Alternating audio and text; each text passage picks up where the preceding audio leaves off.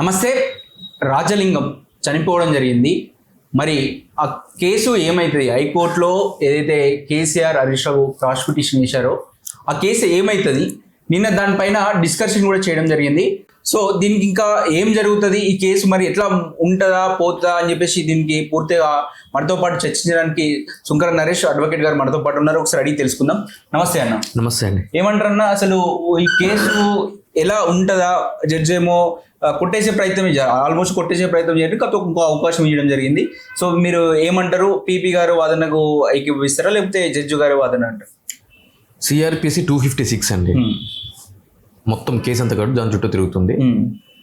మీరు ఇద్దరులో ఎవరు వాదంతో ఏకీభవిస్తారు అని అంటే కనుక కోర్టు వాదంతో నేను ఏకీభవిస్తాను. ఎందుకంటే ప్రొసీజరల్ ఆస్పెక్ట్స్. ఇక్కడ ఏం జరిగింది, కాళేశ్వరం మేడిగడ్డ బ్యారేజ్ కుంగుపాటుకి సంబంధించి ఇరిగేషన్ మంత్రిగా ఉన్న హరీష్ రావు గారు, అప్పుడు ముఖ్యమంత్రిగా ఉన్న కేసీఆర్ ఇద్దరు బాధ్యులు. వాళ్ళు కావాలని చెప్పని కొంత అవినీతికి వాటికి పాల్పడి ఆ మేడిగడ్డ బ్యారేజ్ని ఆ విధంగా నిర్మించడం జరిగింది, ఎటువంటి నాణ్యత లేకుండా. కాబట్టి వీళ్ళ మీద క్రిమినల్ కేసులు నమోదు చేసి విచారణ జరపాలి అని చెప్పని రాజలింగమూర్తి అనే వ్యక్తి ఒక కంప్లైంట్ అనేది సంబంధించిన పోలీస్ స్టేషన్లో ఇవ్వడం జరిగింది. సో పోలీసు వాళ్ళు కంప్లైంట్ తీసుకోకపోతే తదుపరి సిఆర్పిసి క్రిమినల్ ప్రొసీజర్ కూడా ఏం చెప్తుంది అని అంటే కనుక ప్రైవేట్ కంప్లైంట్ రూపంలో సంబంధించిన మెజిస్ట్రేట్ కోర్టు వారి ముందు ప్రైవేట్ కంప్లైంట్ వేయాలి అని చెప్పని ఉంటుంది. సో ఆ విధంగానే అతను ప్రైవేట్ కంప్లైంట్ అనేది వేయడం జరుగుతుంది మెజిస్ట్రేట్ కోర్టు వారి ముందు. కానీ మెజిస్ట్రేట్ కోర్టు వారు కూడా ఆ యొక్క కంప్లైంట్ ని రిజెక్ట్ చేయడం జరుగుతుంది. రిజెక్ట్ చేసినప్పుడు అతను ముందు ఏముంటుంది అని అంటే కనుక ఛాలెంజ్ చేయడానికి క్రిమినల్ ఆర్సీ ఉంటుంది, రివిజన్ చేయాలి.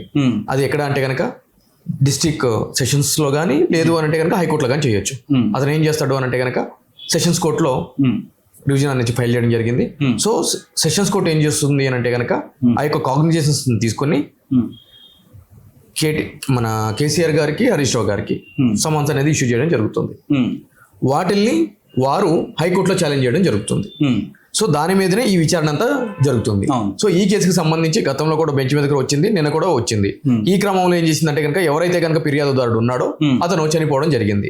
సో చనిపోయినప్పుడు జడ్జి గారు చెప్పిన మాట ఏంటి అని అంటే కనుక ఫిర్యాదుదారుడు చనిపోయాడు కాబట్టి 256 లో అబేట్మెంట్ అయిపోతుంది, non appearance death of the complainant. కాబట్టి ఈ ప్రైవేట్ కంప్లైంట్ లో ఎవరిదైనా సరే సోన్ అఫిడవిట్ తీసుకోవాలనుకుంటే కనుక కంప్లైంట్ లేనప్పుడు ఎవరి దగ్గర తీసుకుంటారు. కాబట్టి ఈ కేసు టెక్నికల్ గా నిలబడే కేసు కాదు అని అంటే పీపీ గారు ఇది ప్రజా ప్రయోజన వ్యాజ్యానికి సంబంధించింది, తెలంగాణ ప్రజల యొక్క ధనానికి సంబంధించిన ఆస్తులకు సంబంధించి ఉన్నది కాబట్టి ఆ విధంగా కొట్టేయడానికి వీల్లేదు అంటే కనుక జడ్జి గారు చెప్పింది ఏంటి అంటే కనుక నేను కేసు ఒక పూర్వపరాలు అయితే పరిశీలించట్లేదు, నేను పూర్తిగా టెక్నికల్ ఆస్పెక్ట్స్ మీద మాత్రమే మాట్లాడుతున్నాను. కాబట్టి ఈ యొక్క కేసు విచారణకి అర్హత లేని కేసు. మీకు కావాలి అంటే కనుక వేరే ఒక వ్యక్తితో మాట కింది కోర్టు ఎవరిని విచారించాలని మాట్లాడుతుంది. ఫస్ట్ ఈ క్వాష్ పిటిషన్ చేయాలా ఆలోచిద్దాం. మరి కేసు నిలిస్తే కింది కోర్టు ఏం చేయాలని చెప్పేసి ఆ క్వశ్చన్ చేయడం జరిగింది. అవునండి, అవును, ఎగ్జాక్ట్లీ. ఇప్పుడు సోన్ అఫిడవిట్ అంటే ఏంటి అంటే కనుక ఇప్పుడు ఎవరైతే కనుక కింది కోర్టుల ప్రొసీజర్ ఎట్లా ఉంటుంది అంటే కనుక ఒక కంప్లైంట్ ఫైల్ చేసినప్పుడు కింది కోర్టు వారు దానికి సంబంధించి కాగ్నిజెన్స్ ఏదైనా తీసుకోవాలి అంటే కనుక ఎవరైతే కనుక ఫిర్యాదుదారుడు ఉంటాడో అతని యొక్క స్టేట్మెంట్ రికార్డ్ చేయాల్సిన పరిస్థితి ఉంటుంది మెజిస్ట్రేట్ వారి ముందు. సో మరి ఇక్కడ ఆ ఫిర్యాదుదారుడే లేడు కదా, మరి ఎవరు స్టేట్మెంట్ రికార్డ్ చేస్తారు? So technical point. సో కాబట్టి అదే ప్రశ్న జడ్జి గారు కూడా పీపీ గారికి వేయడం జరిగింది.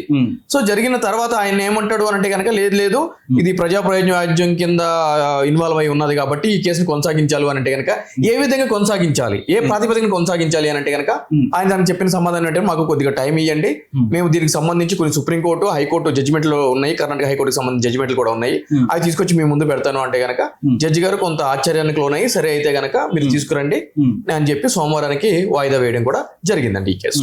ఓకే, ఇప్పుడు నెక్స్ట్ ఒకవేళ నాకు తెలిసి ఆల్మోస్ట్ అంటే ఏం జరగబోతుంది అంటే ఇక విచారణ నాకు తెలిసి పర్సన్ లేడు కాబట్టి మృతి చెందింది కాబట్టి ఆ కేసు 100% పుట్టిపోతారు అంటే సహజంగా మనకు అర్థమవుతున్నట్టు. మీ అభిప్రాయం ఏమంటారు? ముమ్మాటికి కూడా ఈ కేసు కొట్టివేయడం జరుగుతుంది టెక్నికల్ ఆస్పెక్ట్స్ లో. అయితే ఈ కేసు కొట్టివేసినంత మాత్రాన ఇంకా ఈ కేసు ఇక్కడతో అయిపోయింది అని చెప్పి చెప్పుకోవడానికి కూడా లేదు.